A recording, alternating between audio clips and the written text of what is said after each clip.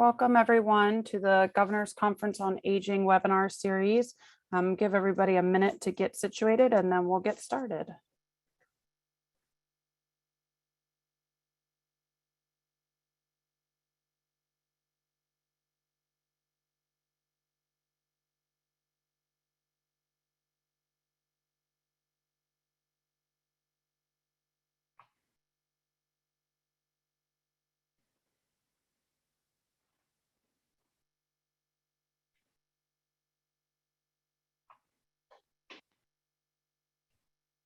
All right, welcome everyone to this month's webinar, Virginia Governor's Conference on Aging webinar series. And we're excited to announce that the webinar series is now sponsored by Virginia Housing. So we're very thankful to Virginia Housing for continuing to support the efforts of the Governor's Office, the Governor's Conference on Aging, Aging Services in Virginia.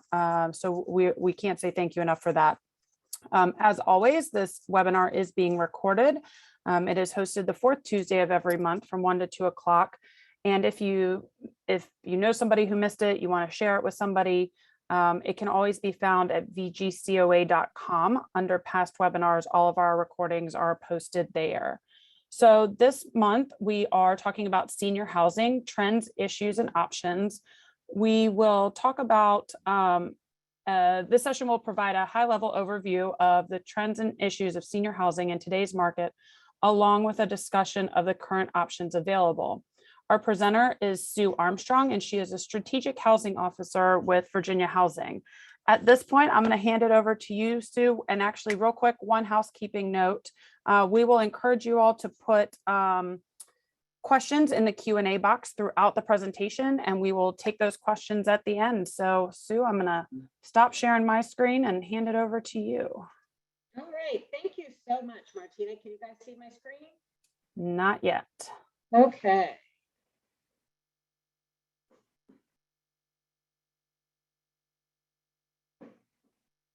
Huh. We did this. Yes, we'll get it up.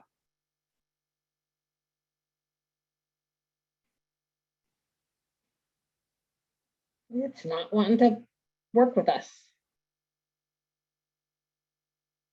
So if you just hit share screen, you should be able to open and click on PowerPoint.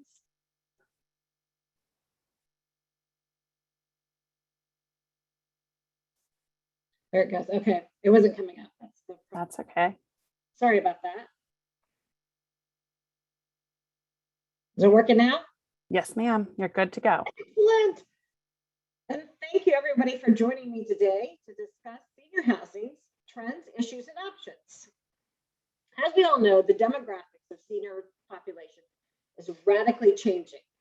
The senior population will grow more than the overall population in every state of the United States for the next 20 years. And by 2030, they predict that 20% of the population will be seniors. The United States Department of Health and Human Services estimates that nearly 70% of the people that reach 65 years of age will need some type of long-term care. And by 2050, minorities, which have a higher incidence of chronic disease, will make up about 42% of the elderly population. Increased disability rates are not the only challenges. Housing affordability, isolation, housing accessibility, social connection, and housing stability are other factors that will plague this population as they age. I wanted to take a moment now and dedicate this to Dr. Thelma Bland Watson. I wish I was a beautiful singer or something that could just like dedicate her something beautiful, but she gave a lot of her heart and soul to the aging population. And I just wanted to let her know that she was well appreciated. So trends and issues. The rising cost of living, limited options, and chronic health problems and inaccessibility problems caused by decreased mobility are just some of the housing problems facing seniors. Finding affordable housing in 2021 with the annual incomes of more than a third of the country's seniors below 200% of the national poverty level has made finding affordable housing very, very difficult. At the same time that seniors are spending more of their income for housing, the availability of subsidized housing for seniors is becoming less, and the demand keeps growing. Rising costs of utilities and property taxes are also vexing seniors who own homes. For elderly individuals who are living alone but who suffer health problems and/or mental decline, support services is a huge issue within the home environment. And having those support services available can help them remain there. Yet qualifying for community and home-based programs isn't always easy. Many state-funded programs only provide services to elderly individuals who reside in subsidized housing. If you can't get in, then you can't get the services. Seniors who do not have access to these programs must somehow find a way to get supportive services in the homes. But, they have to meet certain income guidelines. So that throws up another barrier as well. And special needs accommodations for seniors affected by physical disabilities is something that is very, very overlooked currently, especially as more seniors are being forced to age in place because they cannot afford to move. Those seniors affected by physical disabilities often experience mobility impairments that require major and costly modifications to their homes to accommodate their needs. The extent of home modifications a senior needs always depends upon the disability.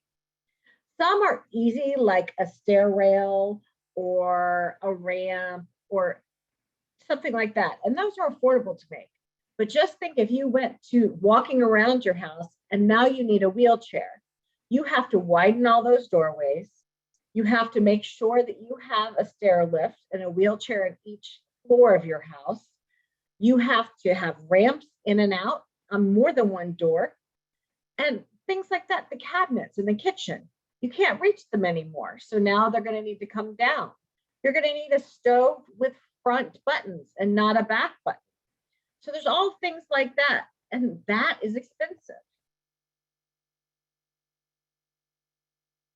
Senior housing really is broken up into 4 different types of varieties, let's call it that. And it varies by age and income. Younger seniors, especially ones with rising affluence, have increased their demand for active retiree housing with a focus on compact, low maintenance, high amenity homes that typically offer limited or no services. So like my parents live in a senior community. There's no services offered, but they have a clubhouse, they have a pool, they have a gym, they have a golf course, they have tennis courts, and it's 55 plus. But if you need services in your house, then you're going to have to find them and work on that. Older, frail seniors seek service-rich housing options. Oops, sorry guys, that went first. And the demand is basically, what are they looking for in a house? What services do they need? Where can they get around? And the demand is driven by need and continues to shift upward in age. Currently, this is about people 80 years and older. Low-income seniors, which is a large demographic. You have to think of these baby boomers coming into the senior pool right now. A lot of them lost their retirement in the 80s, or they didn't save for retirement, or they didn't have enough to save for retirement. And so they are going to be very income restricted. This demand is need driven. And basically they're looking for what they can afford and what they can get out of what they can afford. So really, it's like looking for a fabulous senior apartment with all these amenities, but paying at a very lower rate. And then you have seniors of all ages and incomes. Despite their varying wants and needs, a vast majority of seniors are aging in place in homes they have resided in for a long period of time. So with that, they're going to need modifications to stay in those homes. And a lot of them can't afford it. And a lot of the homes are needing a lot of repair, which is not covered through any grants, really. And as trailblazers in affordable housing, we understand how important it is with unprecedented health concerns and a possible economic recession that we really address senior housing issues. So until 2020, most senior population growth was just our baby boomers entering retirement. The impact of the baby boomers on the demand for service-rich housing is still 10 years away. So what we're seeing now is the baby boomers that are entering are looking for that active adult type community. Already the middle-aged outnumber the children being born in the country, and we'll reach a new milestone in 2034. That year, the US Census Bureau predicts that older adults will edge out children in population size. This has never happened in the United States before. People aged 65 and older are expected to number 77 million, while children under the age 18 will number 76.5 million. And this doesn't sound like a whole lot, but it can pose a number of issues, such as a labor shortage for those needing that care in the home. And housing that is inadequate for this population. Where is this other housing going to come from?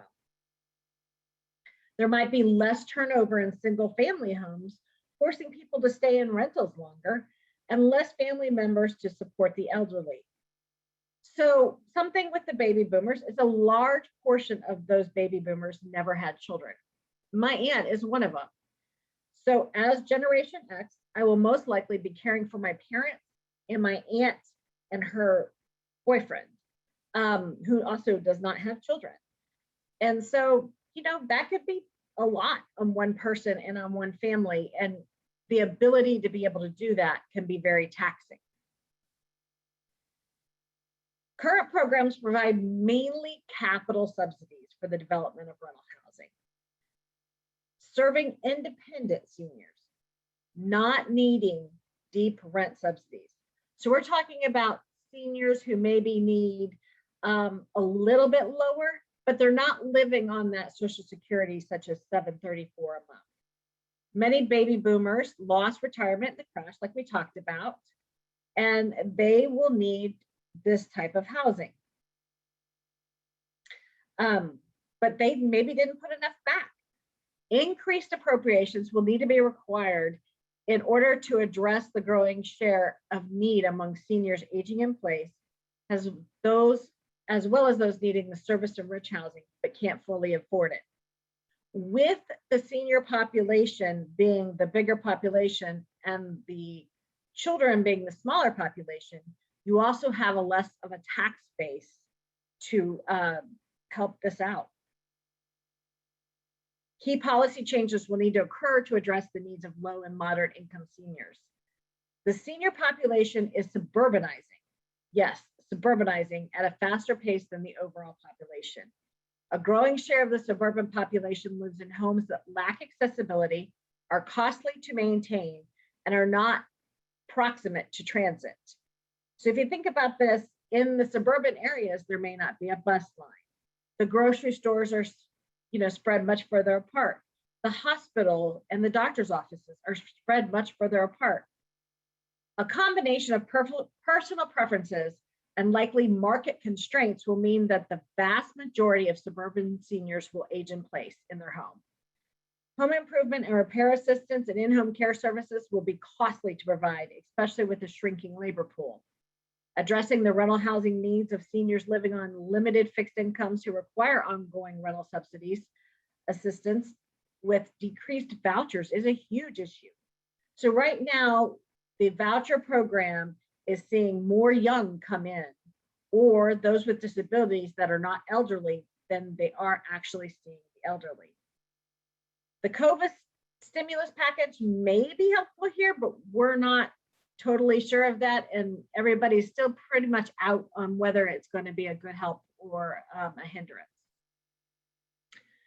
Public subsidies for senior support services are not designated to address limited assisted living needs in a non-institutionalizational independent resident setting.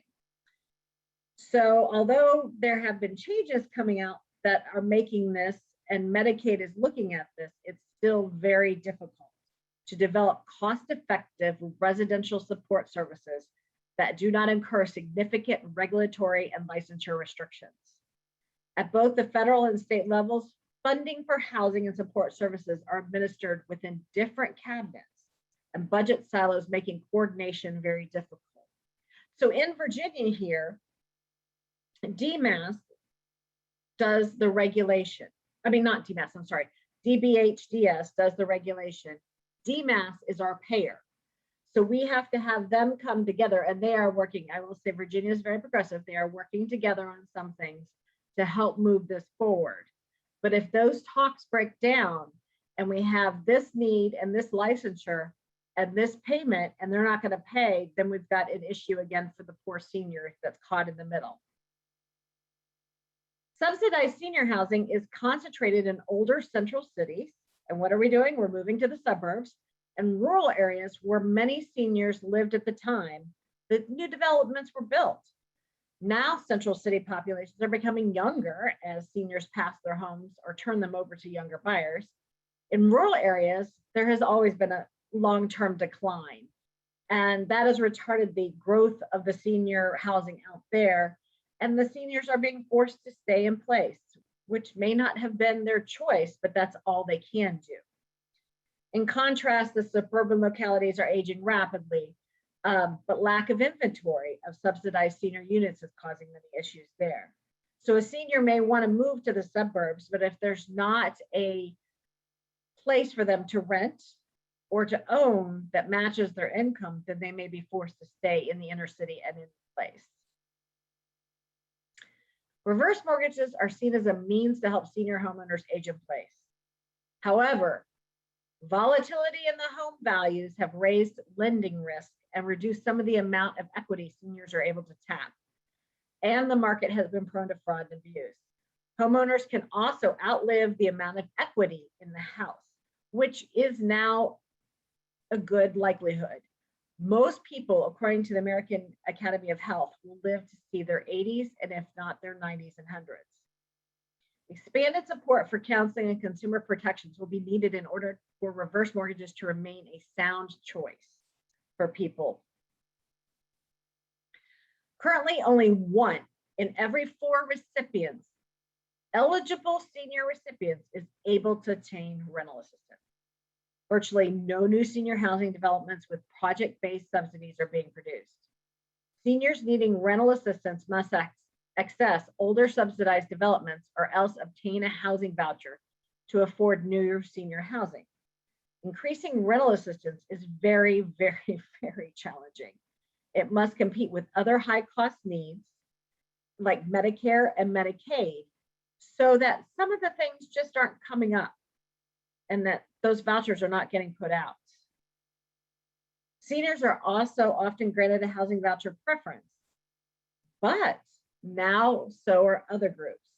The homeless, non-elderly disabled, and other priority populations such as youth transitioning out of foster care comprise a growing share of local wait lists and are crowding out the seniors who replace the senior recipients as they die.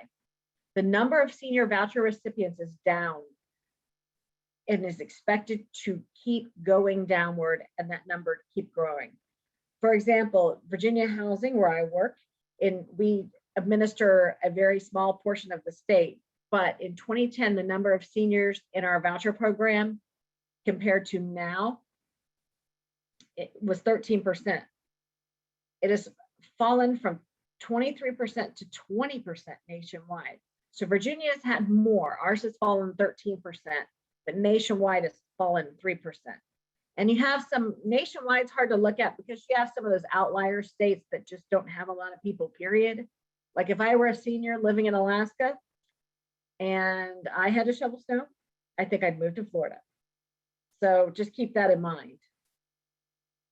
And in recent decades, government has relied heavily on debt solutions to solve senior housing needs.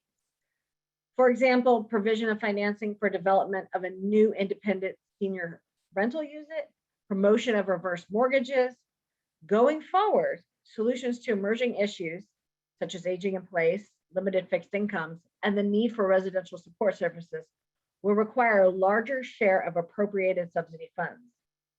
Finite public resources will require new, more innovative and collaborative approaches to senior housing issues. Not only that, but we are seeing a marked increase in homeless seniors. So one of the shelters I work with in Northern Virginia reported at least 17 drop-offs this year from children dropping off their mother or their father. They're not sure if they were financially constrained or there were other barriers that existed, but they have never seen anything like this before. So new development models are going to be needed that incorporate universal design and link housing with transportation to ensure that residential choice remains sustainable for people throughout their life cycle. So there's various options that exist for the elderly in Virginia. We have independent housing, assisted housing, nursing homes. I'm also going to talk about some new things that we're developing that are very exciting. Okay, so independent living communities, and I was talking about my mom and dad earlier, and this is like something like they live in. This is senior independent living communities that cater to wealthy seniors. I'm not going to say my parents are wealthy, but they are well off, who are very, very independent with few medical problems and usually have housing to meet their needs as they age in place. So these people will be people that won't ever really struggle for housing. Residents will live in fully equipped private apartment, also known as retirement communities, congregate care, retirement villages, 55 plus, senior apartments, and CCRCs, which are continuing care retirement communities. Mostly these are private pay. There are very, very, very few that are not private pay. Some are US government section 202, but we're seeing a lot of those actually that are aging out of that 202 program, and now they're being sold to a for-profit development firm, or if they're being redone, they're being redone under another subsidy. Co-housing is a type of intentional neighborhood in which residents actively participate in the design and operation of the community. Residents privately own their homes and do not pool their incomes. There are common facilities for daily use. Decisions are made cooperatively, sorry about that, rather than by top-down hierarchies and majority rules voting. Homes and facilities are designed for aging in place. So these are going to be your places that have those universal designs already in them. And the residents often share the cost of health aides or ongoing healthcare provider, which can be nice and bring down that cost. So if an aide's kind of like economy of scale, if an aide's going to see 6 people in the same unit, it's not going to cause you to have like her have to travel 6 times, her or him to have to travel 6 times. So that's going to keep it a little bit cheaper. Lifestyle retirement communities are for those that enjoy living a certain way among like-minded people. So we have some of these communities in Virginia, and they are on or near a university campus sometimes. They're in RV parks, believe it or not. A lot of them are faith-based, and there's an artist community and an LGBTQ community. There's also a community for manufactured homes. So again, it's working together to keep that costs down. Assisted living communities are designed for seniors who are no longer able to live on their own, but safely, nobody able to live on their own safely, but do require a high level of care provided in a nursing home, but do not require the high level of care. Sorry, guys. So we're seeing a lot of assisted living communities go out of business because what they need to keep going forward, the Medicaid, Medicare, and our insurances are not paying for. Also, it has been noted in Virginia that by the time a person actually needs a nursing home, they've been in that assisted living community about 2 to 4 years too long. So that assisted living community has had somebody who's needed nursing care, but they haven't been able to move them on to the appropriate place. And assisted living communities are really only supposed to do assistance with medications, activities of daily living, meals, and housekeeping. They're really not supposed to provide those major medical services. Usually residents live in private apartments with a limited kitchen area. Staff is always available 24 hours a day for additional safety. Most assisted living communities provide licensed nursing services. Social activities are scheduled and transportation is scheduled. A special unit for Alzheimer's residents can be there. A lot of Alzheimer's patients, whether they're kind of losing their memory, but they can still be independent enough to bathe themselves and do things like that. These are also known as assisted care communities, personal care homes. Most payment sources are private. Some take Medicaid. It's about $2,500 to $4,000 per month, depending on the size of your apartment and the level of assistance required. And Alzheimer units can range from $2,800 to $4,500 a month for a shared suite. So it's very, very expensive. Now, these are something that I just love. These are granny pods or accessible dwelling units. You'll hear the word ADU too. These are becoming more and more popular. They can be for medical reasons or for desiring multi-generational living. They allow the senior to stay independent while under the watchful eye of family members. So, if mom's out back and you see her sneaking in some people, you can go out there and stop that. But I love these. These are two that are up in Northern Virginia that I'm giving you an example of. They live outside their children's homes. And the one actually on your left used to be the senior's home. And that senior decided they were going to give it to their children for them to raise their family. And the children built her the little suite out back so that she could stay and they could watch and they could help her as she needed to. And this is a friend of mine's mother's ADU or granny pod. They can be in great places. I mean, look at her view. Her view is of the Chesapeake Bay. She's got a kitchen, she's got a living room, she's got a bathroom and a bedroom, and this is perfect for her. And she's close to her children who can help with things and make sure that she's safe and sound. Med houses are the new thing. So these are kind of portable ADUs. This is made actually here in Virginia. The Reverend Kenneth Dupin, a Methodist minister from Salem, Virginia, gets the credit for the idea. A med cottage is a tiny portable home designed to be a hospital room-ish.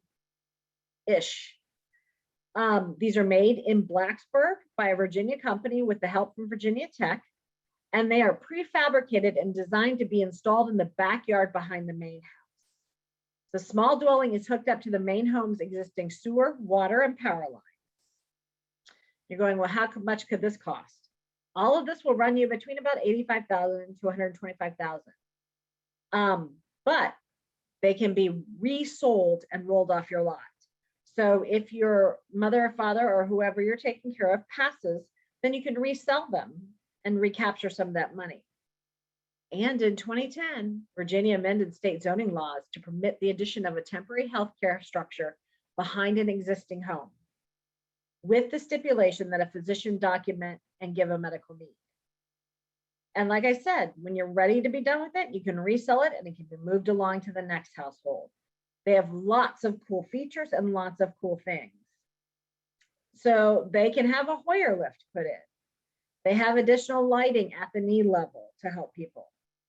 They have a pressurized video system, a pressurized fan system, and a video system.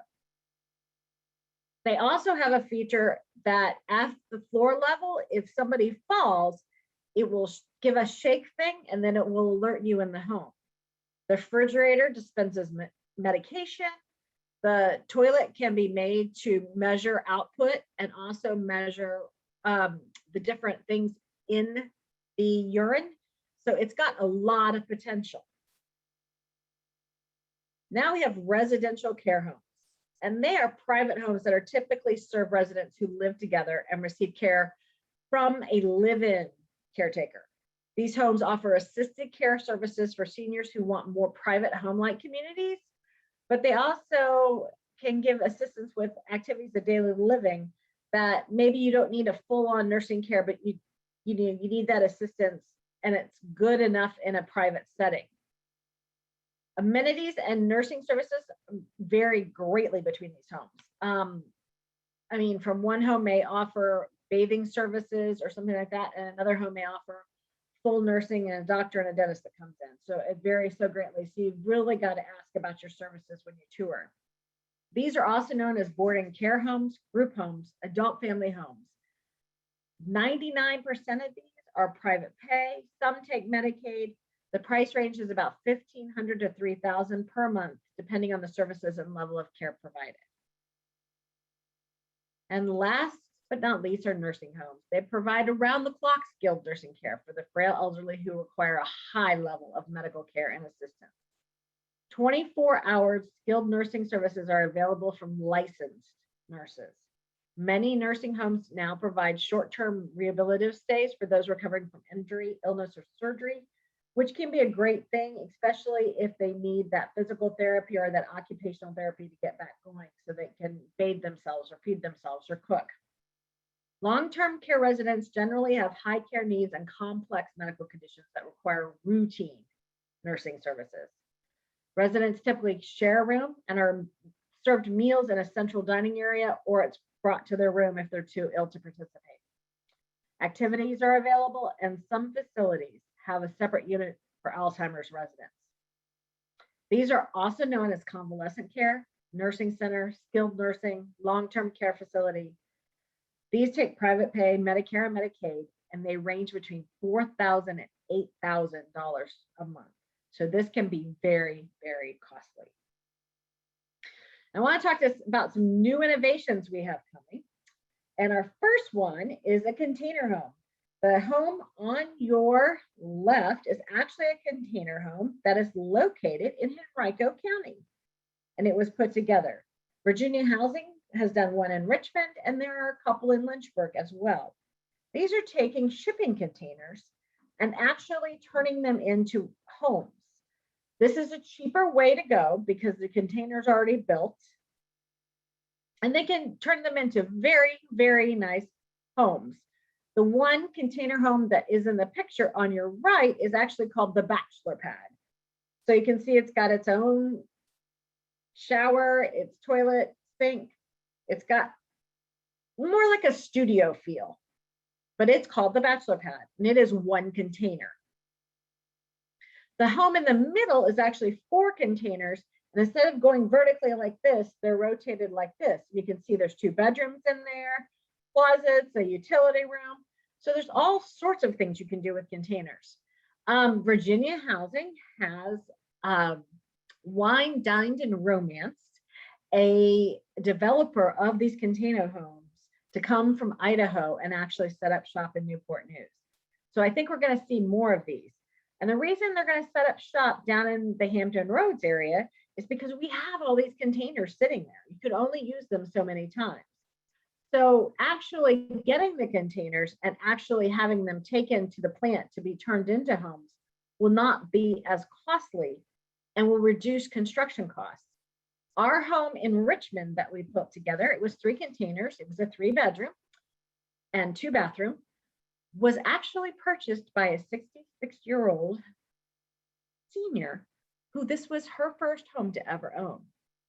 They're incredibly resistant to weather, and they're incredibly eco-friendly, along with being very utility efficient. So these very, very tight, so they don't leak air, and you don't have as many problems as you would in a regular stick-built house.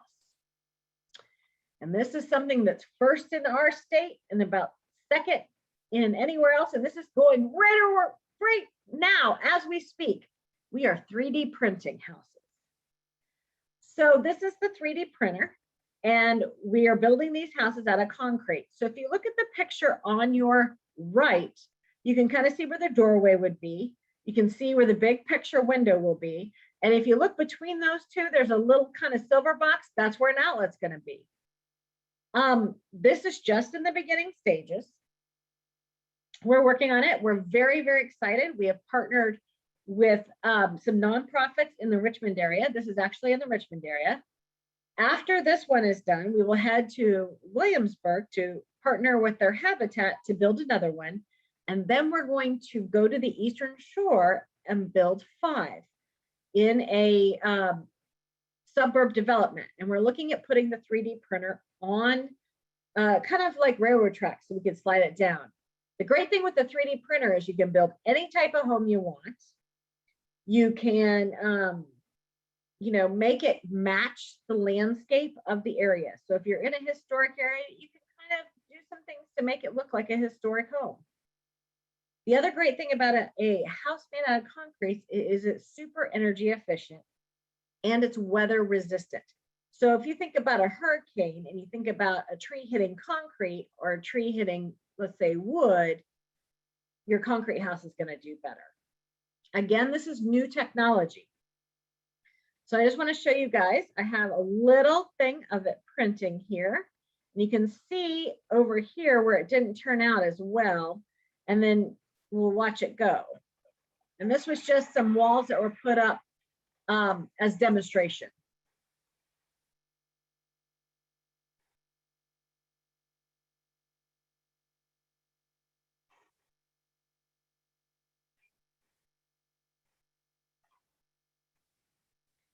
All right, so this will save a lot of money in the home building process. So for a senior, it would be optimal because it would be a cheaper home to buy, very low maintenance, very low utility bills, which seem to keep increasing, and it would be a sustainable way for them to age into the other land. So we're building this one all ADU, so that the doorways are already wider, the bathroom doorways are already wider, so that whoever is getting this home actually can age in place in the home. What do we offer? We offer a ton of stuff. We offer a rental unit modification grant. So if you are a renter and you're below 80% area median income, we will grant you $6,000 to do modifications to your rental unit so that you can remain in place. This can be ramps, it can be grab bars, it can be a number of different things. But the best thing is we pay somebody to help you do your application as well, so you know it's done right. Granting freedom is very similar to rental unit modification, but it is for veterans. There is no income limit on it. Again, it is $6,000 toward any modifications you need to do to remain in the home. And we partnered with the VA on this, so we can couple this with the HISA grant for those needing major home renovations when coming back from war. Kind of like somebody comes back as a double amputee, they're going to need a completely redone home that can work with a wheelchair.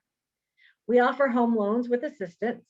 So when I first started, we actually loaned a 80-some-odd-year-old man actually the money to buy his first home. And that was his dream. He wanted to buy a home. He wanted to own a home before he passed. And I thought that was the coolest thing ever. We work with policy changes too, to kind of help the government look at what's going on, and the state to really look at. One thing we've been really a proponent of is the accessory dwelling units and places allowing them in different places. We do housing education, and we do Virginia Housing Search. Virginia Housing Search is a website that you can look at, that you can search for a place to stay. You can look and put in there that you need income restricted, or you need with a project-based voucher, or you need a ramp, or it needs to be fully accessible. So it's a very nice thing, and it's free. It's virginiahousingsearch.com. And landlords can post there for free. So we have quite a few landlords on there, but all the tax credit units in the state are listed there. And I just wanted to say aging in place is accepted as a best practice because the benefits are clear. The freedom and dignity that come from staying in your own home, and the ability to make your own decisions and maintain your community, family, and friend bonds. A USC study found that there is a minimal desire to move after age of 55, and I'll tell you why, because it's a lot of work. Making aging in place attractive. A USC estimates that only 1% of current homes are conducive for aging in place. And understanding everyone's unique and that there is no one size fits all, I am giving you 9 quick fixes below $200 that can help you age in place. So one of them is lever handles. So if you've got arthritis, you can actually hit the handle and open it. Timers, motion clap light sensors. We all make fun of this commercial, but it is actually very helpful. Removing throw rugs. It's free, or you can make money on it if you want to sell them. More light at the knee level. So I actually have lights on my stairway going down. It helps me not miss stairs. Handrails and grab bars. Rocker light switches. For people with arthritis, it's very hard to grab that little switch. So just being able to go like this is very easy. Outlets and switches at 48 inches. Independent shower seats with a curtain and a covered entrance with good lighting. If it's pouring down rain, the last thing you want to do is slip off your front porch. So with that, I bid you thank you for listening. And Martina, do we have any questions? We have lots of questions and we Okay. have a decent amount of time left. So that's always great. So I'm just going to kind of take them in the order that they came in. Do you have data by locality on the age distribution of vouchers? If so, where can we find that? Okay, so we do not have that. We do not administer the entire state. Most areas administer their own. All we have is what we administer, and that's all we can look at. So if you are in a certain area, I would find out who your voucher administrator is and probably ask for the information from that particular voucher administrator. All right. We have the next one. It is my understanding in some localities, zoning laws are an issue for building these smaller homes. Are all localities zoned for granny pods and container homes? Do all localities honor the Med Cottage state zone allowance? Okay. So for the first two, granny pods and container homes, no, they're not all zoned for that. We are working on that very hard to get them zoned for that. The med houses, however, a law was passed in 2010 and they have to allow them. So if you have the room on your lot and they can connect into your utilities, you can, by law, have them. So that's a great thing, especially if you've got an elderly parent or, you know, you need something like that. And kind of along those lines, while we're talking about container homes, are you able to make container homes accessible to meet a client's individual need? Yes. So the container home that we built in Richmond is fully accessible. Most of them are only one level. There are a lot that are two levels, but what we have here in Virginia are mostly one level. All right. Have you seen or heard of any innovations for rural seniors that have lived in rural areas their whole lives and now need extra help, in parentheses, co-living arrangements maybe? Yeah, so actually there is a co-housing development outside of Abington that we helped develop. And it is a co-housing. They actually don't live in like the building like I showed you, but they share a joint kitchen and they have little kitchenettes in their cottages, but they're all cottages. They share a joint kitchen and joint like kind of family room area. But there are things like that. And we are trying to address senior housing in the rural areas by creating more affordable and using those tax credits that we get from the federal government to really kind of target that population. All right. For those with long-term care insurance, are there certain types of supportive housing that you know about or could recommend? It really depends on your insurance and what your insurer will allow you to reside in and what they will cover.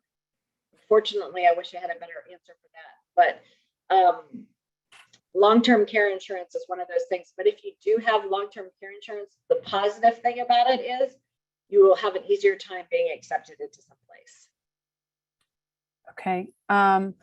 We have seniors leaving nursing homes that need an affordable apartment or place to live, other than the website search. What are their other options in finding that availability? So every hospital has a social worker that's supposed to do a discharge plan. And I know people out there are going, yeah, they don't do anything. They just send them to the shelter, which a lot of them do. I would also work with some providers in your area to see what's available. You know, a lot of community services boards have group homes. Is that an option if that's what they need? So I would look there. I hate to say Craigslist, but if you have a senior that's got some barriers due to bad decisions or mental health issues, sometimes those mom and pop places are willing to overlook that and charge a lower fee. So I don't really have a great answer for you, and I apologize. Let's see. Oh, while I look for the next question, we had somebody request, could you go backwards to your 9 quick fixes slide? So Sure. people can take a look at that as we're going Yeah. through some of these questions. Sure. All right. Do you have any locations that are grouping innovative housing to provide a community for seniors? For instance, grouping containers or grouping multiple acres and adding support services building for other services. So we have developments that have that, but they've been around a long time. We don't have anywhere that we know currently, or that I know currently, that is actually grouping like cottages and then also providing support services within it. Okay. We have 2 questions, and I'm going to kind of lump them together because they're similar in nature. The first one is, are there any innovative or model programs for homeless older adults? And then is there anything being done specific to the senior homeless population that you're aware of? So there's nothing innovative being done for senior homeless adults. I'll be honest with you, the homeless system is just trying to get them into housing, because part of the homeless system that took place is really housing those that are most vulnerable. And the problem with the seniors that are dropped off in the shelters is they are really, really vulnerable.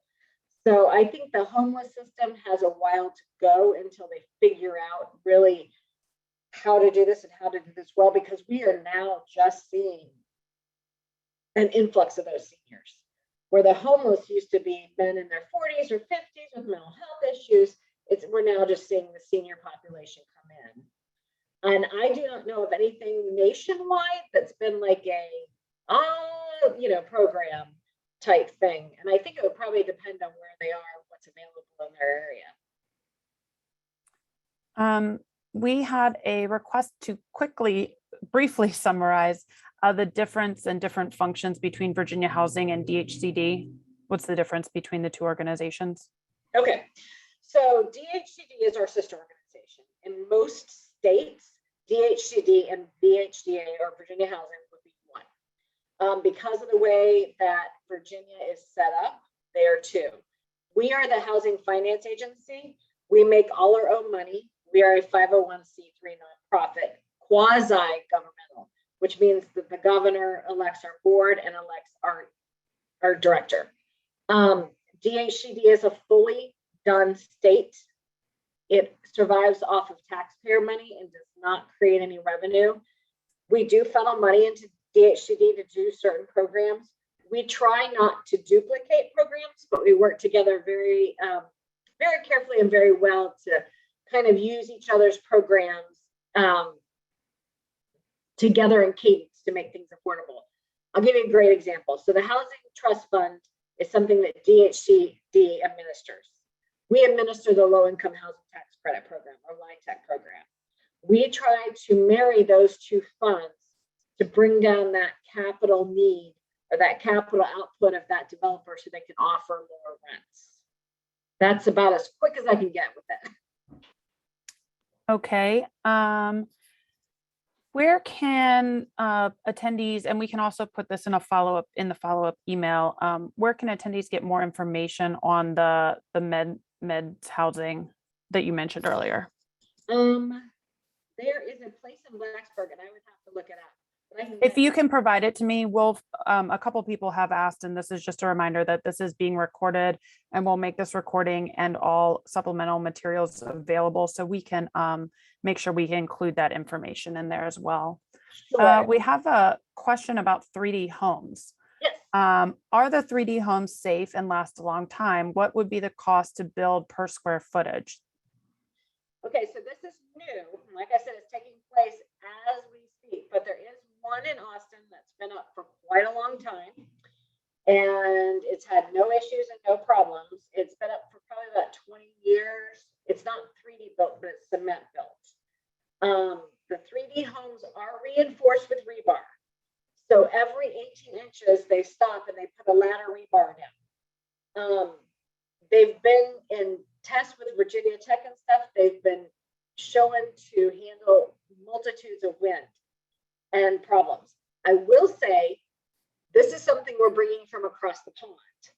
Our company that we're working with is actually Danish, and they have 3D printed homes all over there that have done very well. We are still learning. I am more than, it's still a learning process, but I have a good feeling about this. 3D printed homes are considerably cheaper to make for a number of reasons. One, you don't have to truck lumber in. We're making the concrete on site. Two, we can build a whole home in less than a week, where, a stick built can take 4, 5, 6, 7, 8 months. So there is more to be determined, but that is what we're seeing. We're expecting about a 10% decrease in construction costs. When you think about that, that's a good chunk of money. So, and that's on the low end. We really don't know yet, but we're trying to get it all kind of looked out. So like I said, this is something that's new, and is actually, like, as we speak, there's walls going up.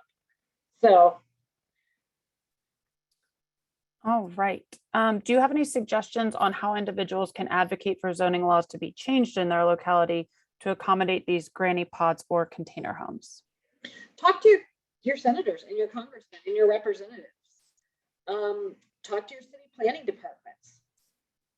Find out what their issues are about having them. I will say, like in Charlottesville, people were worried about parking. People were worried about this or that. But really, this is a great way for maybe the elderly person who needs a one-level floor, to move out and have that. And then her family moves in, or his family moves into the big home. So I think advocating is about the only way we're going to get it through. I think a lot of places are starting to come around to it, especially with the limited housing that's available.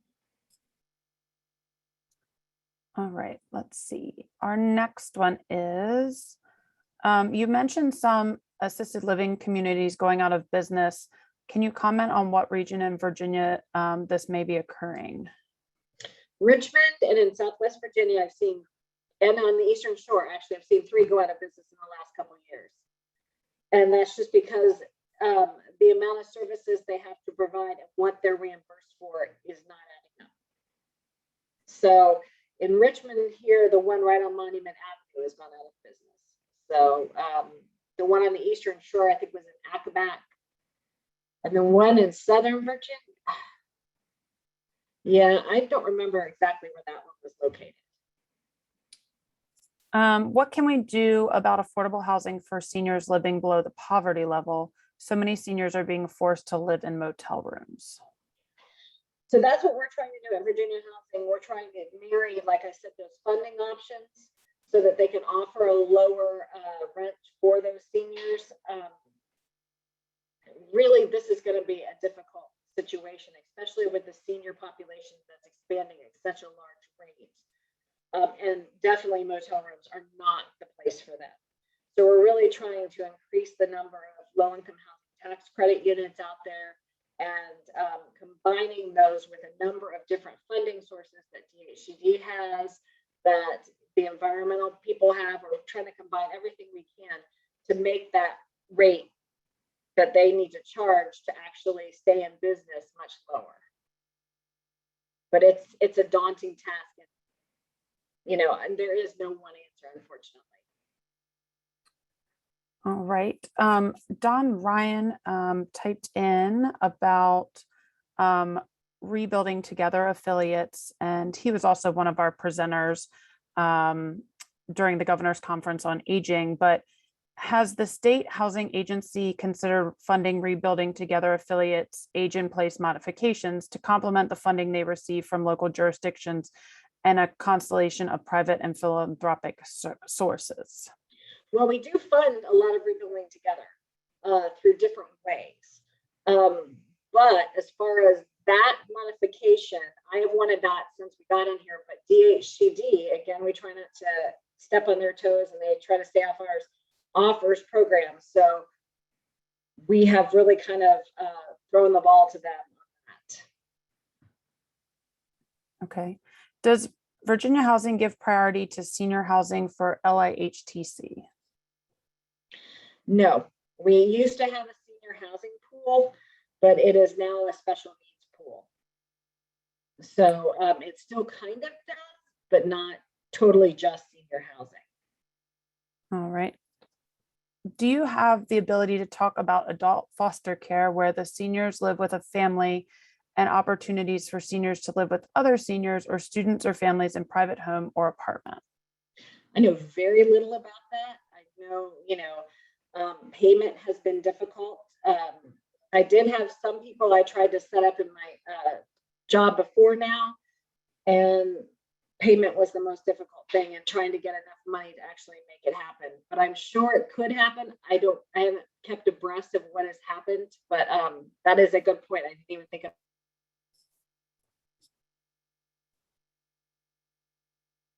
All right, let's see what else we have.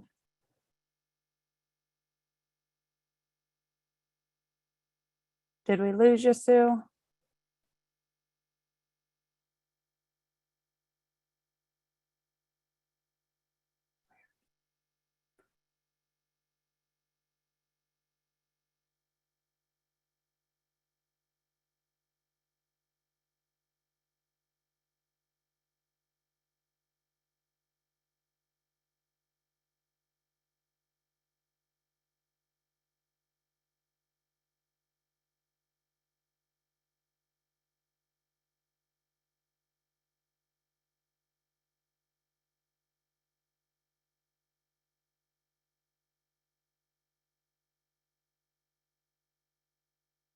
All right, I think we might have lost Sue. It looks like we might have had some connectivity issues. Apologize for that blank space.